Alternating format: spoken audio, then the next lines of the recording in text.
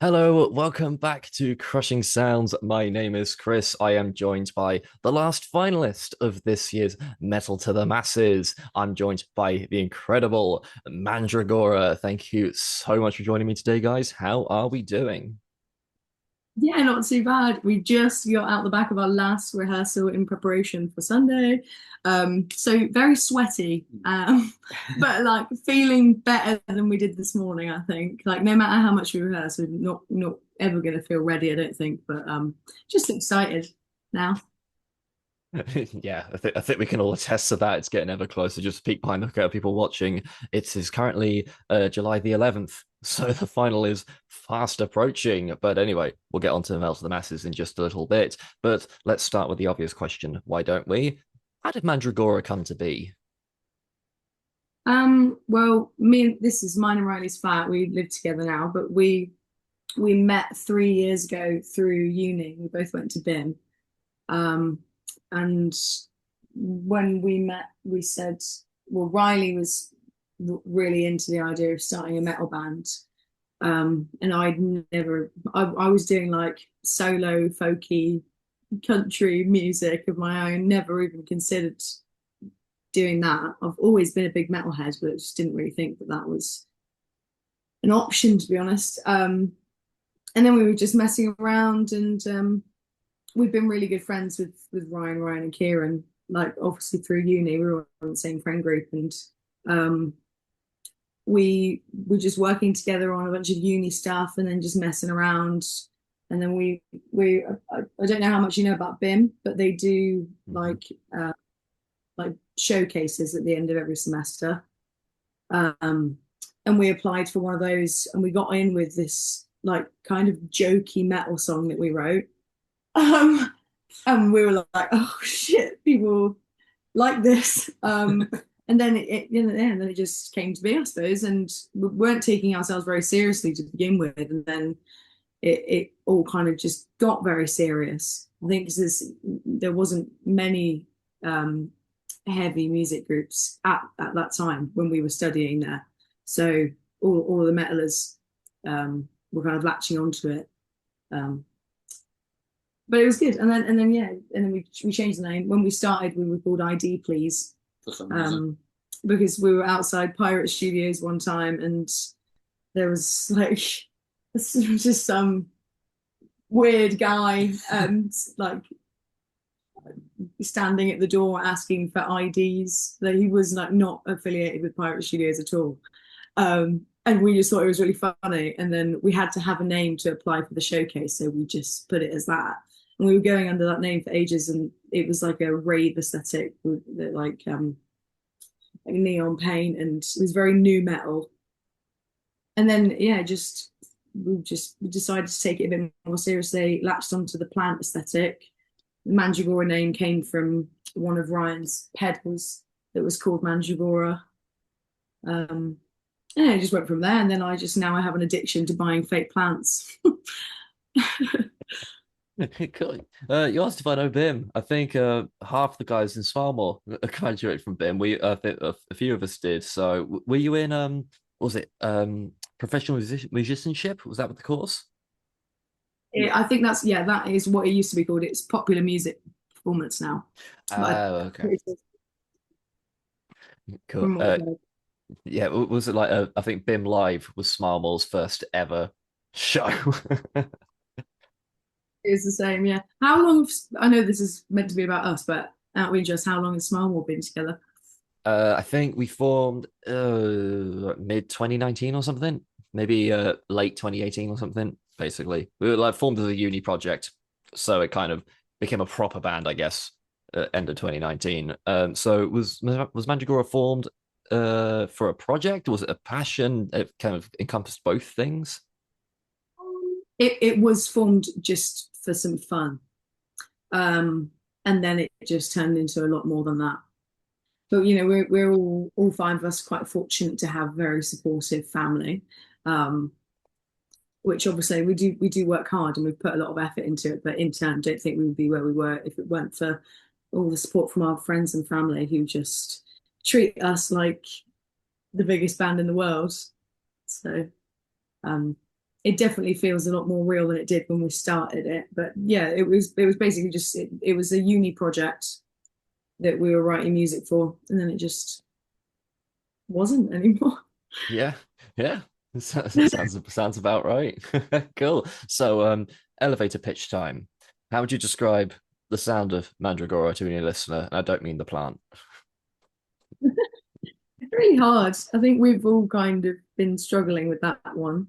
I think the thing that I don't know about you, but the thing that I find so beautiful about the music that we make is that we obviously all do like metal, but we've all got such like eclectic taste in music and from very, very different genres that we kind of I think if you really listen to some of our stuff, you can hear the other genre influences in it.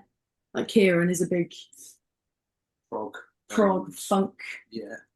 soul guy, and you can really hear it in some of his bass lines. And a lot of my melodies, like I draw a lot of reference to like country. I love country music, um, and I just think that that's the best way to find authenticity and make something unique is just getting as experimental as possible. And I think the sound is really hard to describe because we all just love so much different stuff. I think like Ryan Morris with the brown hair, he is our um core songwriter. He writes a lot of like the shells of the tracks. We try and like write everything together. It's usually like that each track is based on an idea and he is the idea man. And then we piece everything else together in a room. We like doing it together because that's where all the magic comes from. But we're going under. We're calling ourselves um, new metalcore at the moment Yeah. because I think Seems like the only term that tends to stick or make any sense at this point. yeah, the most obvious genres are definitely new metal and metalcore. Just trying to fuse the two.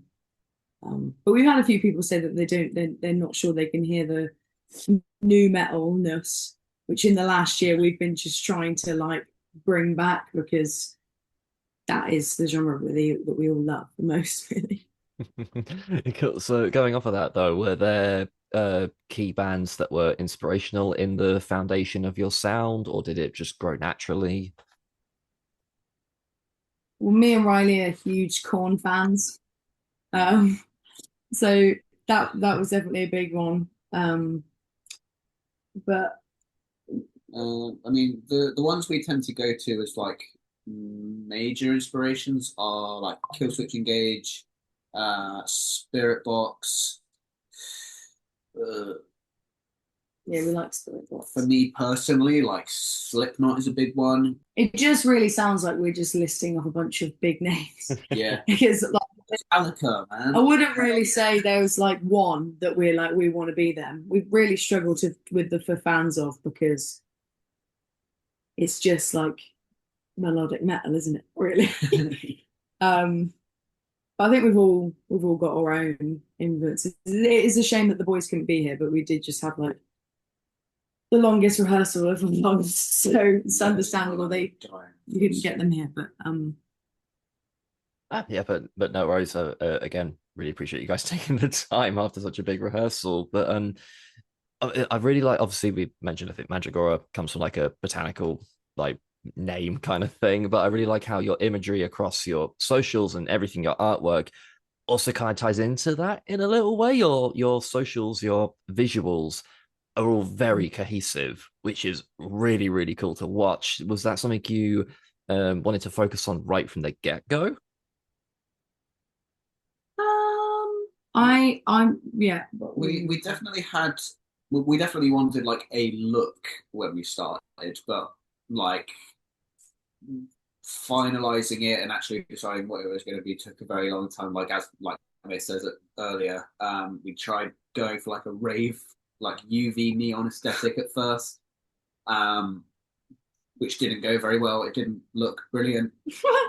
It was fun at the time. It was fun, definitely, but it was just something that didn't really work like finding the look that is right definitely takes trial and error. I remember like when it was like we sat down and the band was getting a bit more serious, and I was like, I think we need to change the name, and we were all on the same page, like we need to change it. So it was like we were flitting around like different names for ages, and then when Ryan bought like this new pedal, and we were like, oh my god, that's so cool. Like googling to see if there were any other bands called it, and there were a few, but we were like, we just go with Mandragora UK because it just felt so right, and it just gave us so much more scope with the branding because it's plants.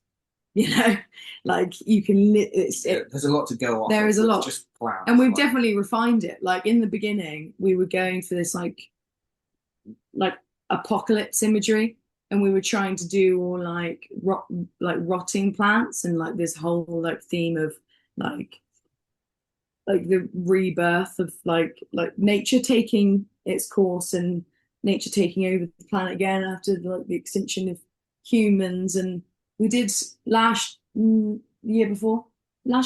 we did the micro dog competition, the underdog thing. Yeah. Which like we didn't win, but it was, and like the boys had done, they're older than me and Riley, and they've been in other bands and they've done competitions, and we all kind of agreed we weren't going to be the band that did the competitions, but we just thought, why not? Like it's a huge opportunity to play Thekla on its own. Like we would love to do that. And that competition just like pushed us to do so much. Like that's where all the imagery really started happening, because we really wanted to win. So we had like visuals, we had all this like apocalypse like backing video and like stock images, like stock videos, and it was really beautiful, like that set that we performed. And that's when I bought all of the flowers, like everything. Like the stuff we had then is like not really what we have now. It's changed a lot, but that's when we started like just seeing like really opening our minds, thinking about everything we can have on stage. Like I think the mic stand was the latest thing, the latest project, which looks really cool now. Like all through last year, I was just draping some flowers over the mic stand. And then at the beginning of this year, for Metal to the Masses, I like actually saved up some money and put some time and graft into making the mic stand that I've got now. And I don't know if you've seen it, but it's got all like, there's so much detail. It's got like mushrooms and plants and bits of like twig and bone and fairy lights and flowers. And I just think it's so effective. It's such a small detail, but heavily inspired by Korn for the mic stand thing. I was literally about to say it's very Jonathan Davis, but it works, because the whole way through this competition we've all been going like Mandragora's backdrop, like their whole aesthetic is so cool. It's like we should all be doing that kind of thing. It's great, but even just beyond your socials and your live setting, who does the artwork for you guys for your singles? Because it always looks incredible. Yeah, so the artist that does our singles, all of our like single artwork, is a pagan artist who's a family friend of mine called Naomi Cornuck. And she like got me into art when I was growing up. Her and her partner lived across the street from me when I was being raised, and we used to just like me and the other kids that lived in that area, we'd go and build fairy houses and stuff, and she would take us into the woods, and she gave me all of my first like pens and pencils and stuff. So it was really, really cool. It's really special to me that she's so involved with us, and that like she just understands what it is that we're trying. Like I think that the artwork is just so fitting for the music. Like I think that the way the artwork that she does is what the song looks like to me anyway. I think she just really, really nails it every time.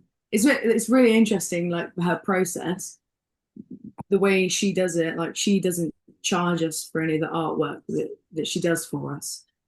because it's all of her own ideas and it's like her understanding of what the song is about. So I'll give her like, usually I'll just like draw it up, like give her, write up all the lyrics for her, and give her like a bit like what the song is about for us, what we wrote it about.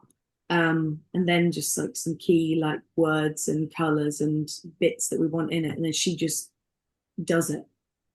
And there's not been any changes that we've ever really need to make, has there? It's always just been like, yeah, that's perfect. She just has a very good understanding of us as artists. Yeah, definitely. Yeah, great. Does she take commissions?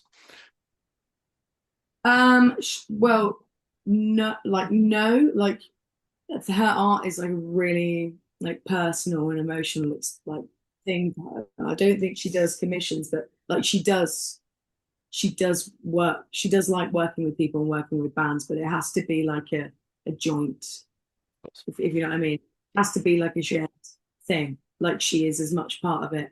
Like if you asked her to draw you something specific, she probably wouldn't do it. But we're happy to give her that creative freedom because it always pays off, and we feel very connected with her. Okay, yeah, sounds like a perfect partnership. Cool. So obviously, you guys have really hit the scene hard in the last couple of years. I think your first release on streaming, anyway, that I could find was at the end of like 2023-ish. Since then, the numbers you've hit have been pretty incredible. 15,000 for one song, 10,000 on another, 22,000 on another. Congrats with all of that. How hard have you guys worked in the last couple of years to really hit the ground running like that?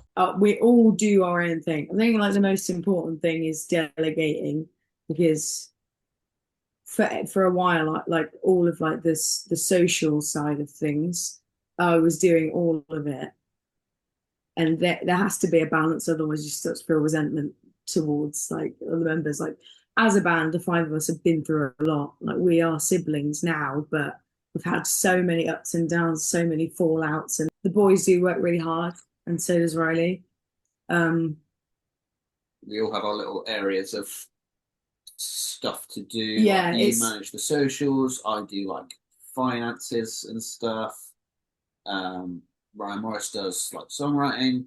Ryan McCarthy manages the emails and stuff, and then Kieran just does like the odd jobs and anything that's like left over. It takes all the weight off. And like when we do gigs, like when we come off stage, it's like a thing now that we do. Like I was getting really overwhelmed because you know what it's like when you finish a set, everybody wants to talk to you, and it's amazing. But I just started feeling really crap because people would come and talk to me and I wasn't really listening because I was thinking about everything I had to do to try and get off stage. And now, as soon as we finish, I just go and I go and do the talking and the networking, and they pack it all up and put it away and do that, which is, you know, which is just how it has to work. And it was a big conversation that we had,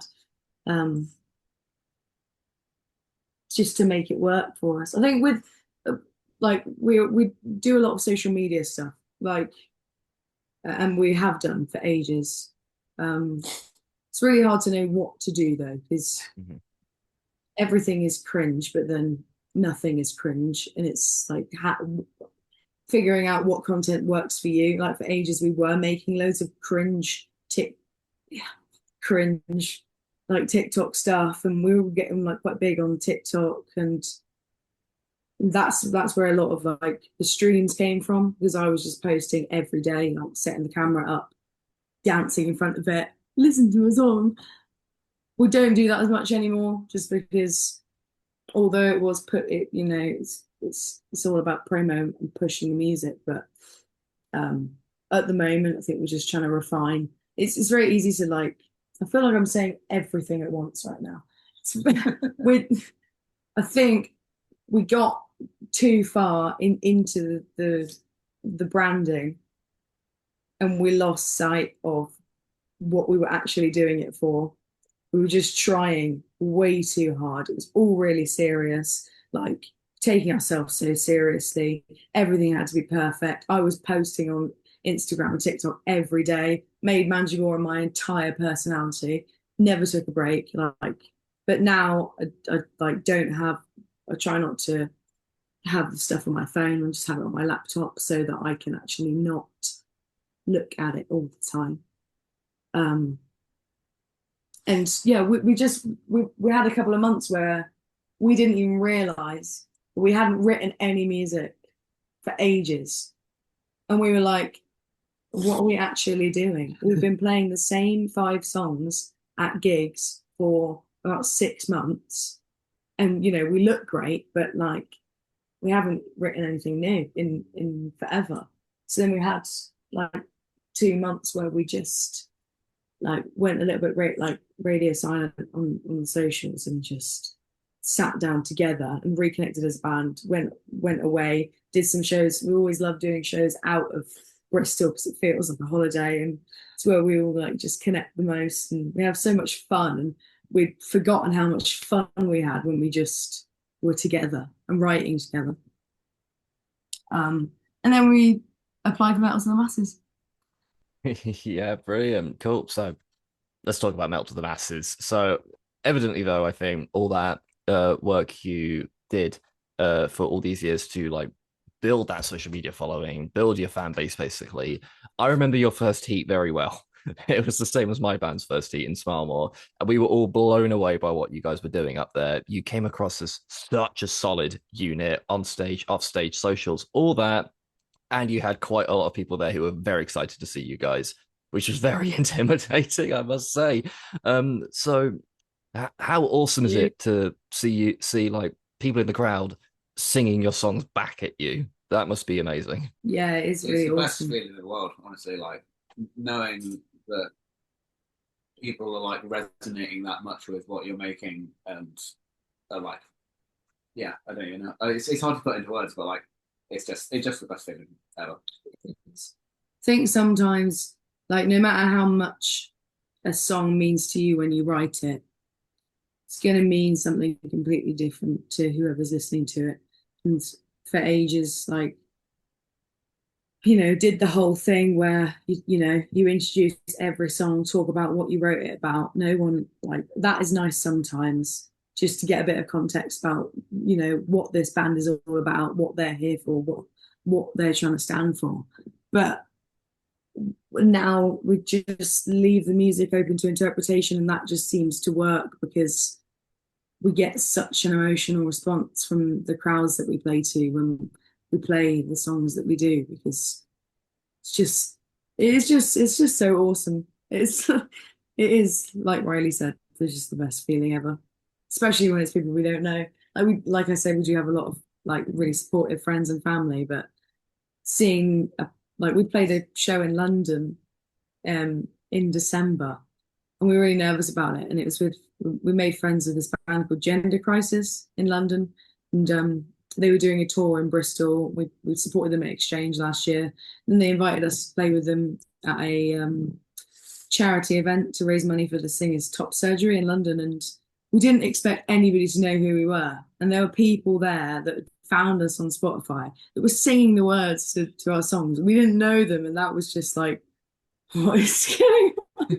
What is going on?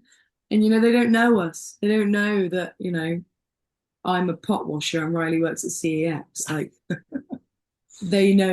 all they know is what they're looking at in that moment for that half an hour, and it's like so nice to be perceived that way for that, just for that little bit of time. Did you open both your heat and your semi-final with the song Bedroom both times? Not the second time. The second time, that song sticks out of my head quite distinctly. We always struggle to know where to put it because it works really well as an opener and a closer, but we've not really managed to write anything like it since we wrote it. It's the first song, well, aside from the weird metal we were making before we became Mandragora, that is like the first song that we wrote together. And we've written some new stuff lately that we're really excited about.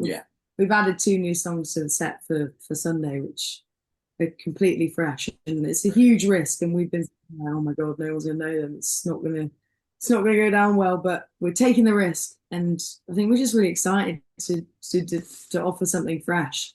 Like we played the same songs at the last 2 weeks, and now we've got some new stuff. And it feels really good.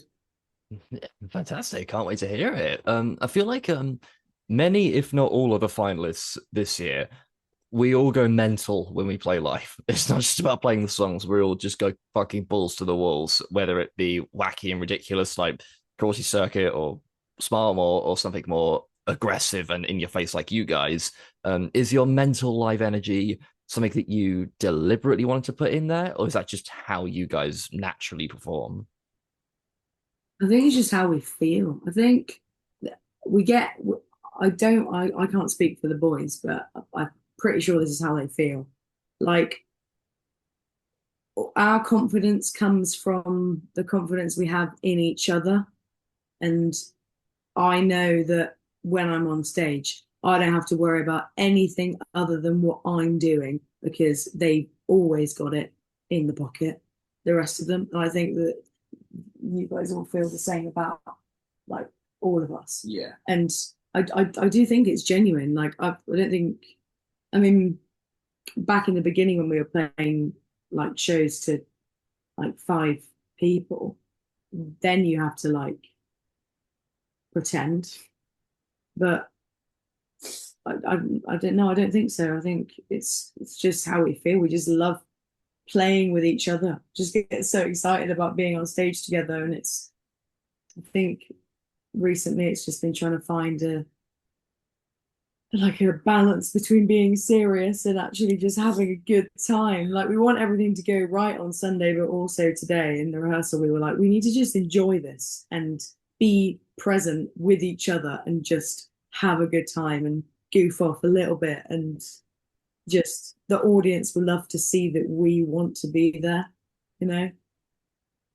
Yeah, yeah, for sure. So overall, how have you found the experience of being part of Metal to the Masses this year? Just awesome, so welcoming. Like I I've obviously been getting really stressed about it, um because of the new songs and just trying to get everything perfect. And hadn't actually realized that like usually when you do a gig, like the promoter will make a group chat on Instagram or something if there's any questions, but it's all been done through emails. It's very professional, this whole thing. And it's been really nice getting to know all of the bands at the events, but it occurred to me like the other day, I, I'm feeling really stressed. There's no other people that are going to be feeling like the people that are going to understand me the most right now are the other bands in this competition. So I just made a group chat, and the support on that group chat was just insane. Like it was beautiful to see. I was at work like thinking I'm gonna have a panic attack, and then I just thought I'm just gonna put a message out there, tell everybody that I'm freaking out, and just ease my stress completely. Everybody was just so nice. We've made some real friends for life being part of this competition. I think it's honestly anyone's game at this point, and we would. It's not even about winning anymore. Like everybody deserves it so much. We've worked so hard to get where we are. Just excited to play a sold out exchange on Sunday. Brilliant. That being said, though, I have been asking every single band this, so I have to ask you guys as well. But you don't have to comment if you don't want to. Is there any one band in particular that you're potentially eyeing up as your big competition on Sunday? Oh yeah. I think we. Can I say? I don't know what. I don't know. I don't know. Like to say, Oh, say whatever but you want. as a band, we're finding that we think Smile More and Cruelty Circuit are the biggest competition. But you know, I'm feeling a bit more like everybody's different. Like there'll be things that I can do that other people can't, and you know, we're all different, aren't we? And it's just awesome to watch and to hit like the other day in that group chat to hear them just be so nice. Like you know, can't feel any resentment or anything bad about any of the bands. We all just want it so badly, and we want it for each other as well. I think, like, I'm just excited to see whoever gets this opportunity. Yeah, I completely know agree. it's far more. You've done a few, haven't you? This is That was the our last. this is our second time in the Bristol final. But third attempt at Bristol to the masses. We're the old fogies this year. Yeah, I mean, you guys are just awesome.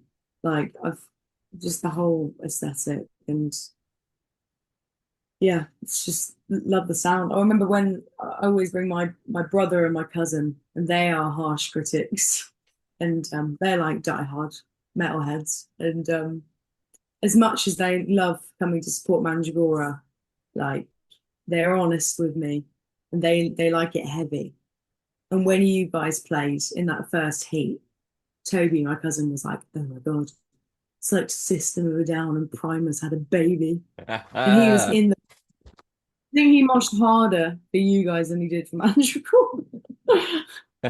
Hey, I'll take that. Thank you so much. That's really, really nice.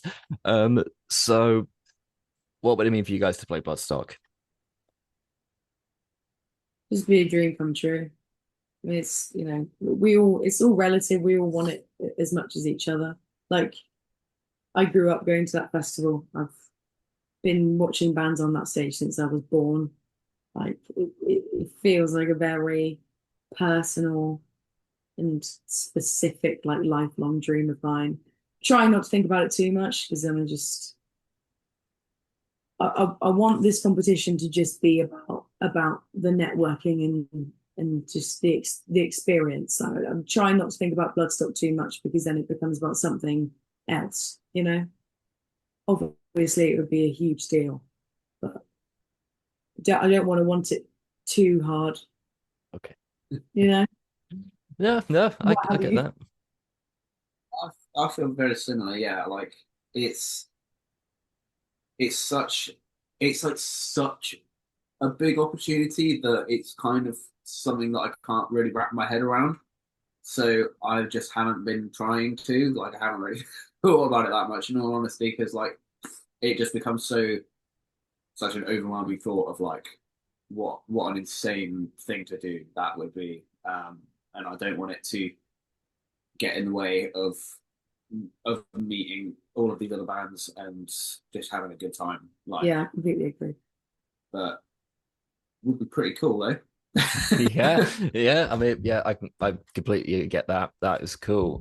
But beyond potentially playing the greatest heavy metal festival in the country, what does the rest of 2025 have in store for Mandragora?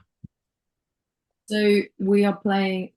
We've never played at Rough Trade before, but we're doing two shows in the winter at Rough Trade, which is really exciting. We're supporting Chaos Bay at Rough Trade. There's like metalcore band, which is really exciting. We're also sub what do you call it? Sub headline with like main support Something like at a like charity festival in Glastonbury called Rock Against Cancer, which we're really excited about. We're also recording two new songs in the winter, which is great. Can't wait to just be back in the studio. Really, we haven't recorded in such a long time.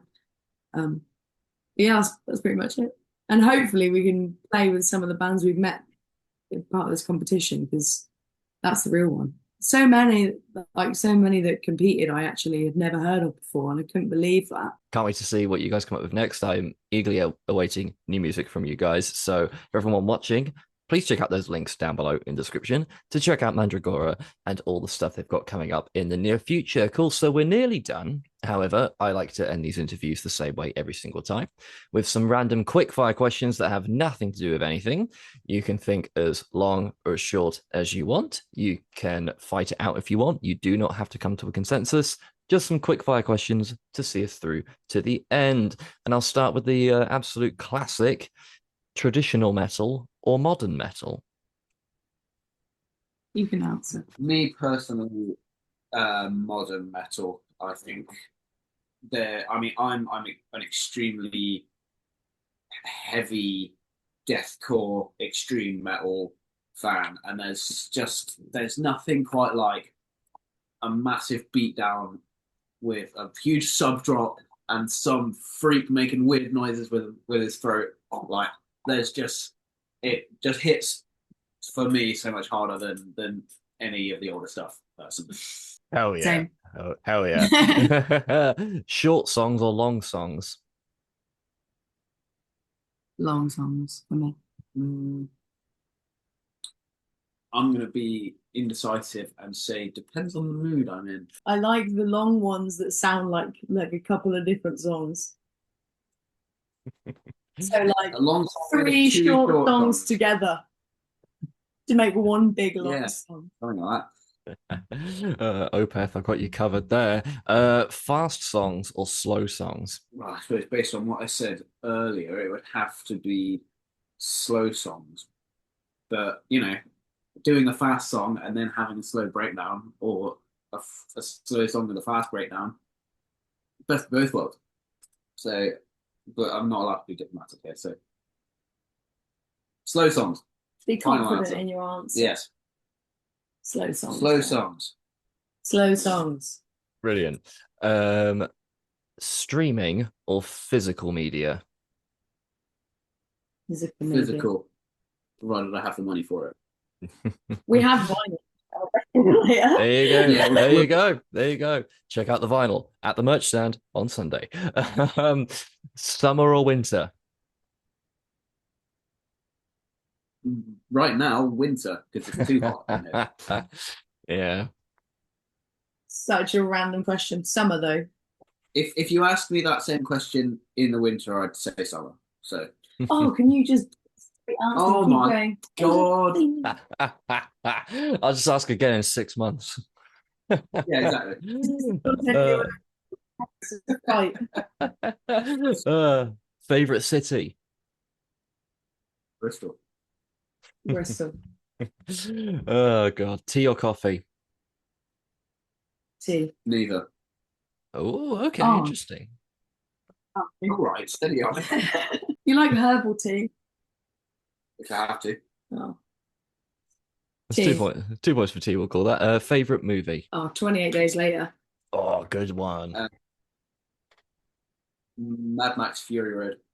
Also a good one. Great. Favorite band / artist? Not. Cool. Brilliant. That's easy. And yeah, and final question. Favorite Mandragora song? I Can Make You Beautiful. My answer changes every 2 weeks. So currently, Watch Me Drown. That's all I've got. Thank you so much, guys, for joining me today. It's been an absolute pleasure. Yeah, it's been really, really nice chatting to you as well. Oh, And likewise, we'll see you likewise. on Sunday. Yeah, see you Sunday. For everyone watching, I would say get your tickets for Sunday, but you missed out, you idiots. So get on that waiting list. You never know. You might be able to get a ticket. But for everyone who is going, get yourselves ready for Sunday, July 13th. It's going to be an incredible day of amazing heavy metal. You can see Mandragora and a load of other awesome bands. I've been Chris. That's been Mandragora. Thank you all for watching. Go listen to some amazing heavy metal. And we'll see you after the final at Bloodstock.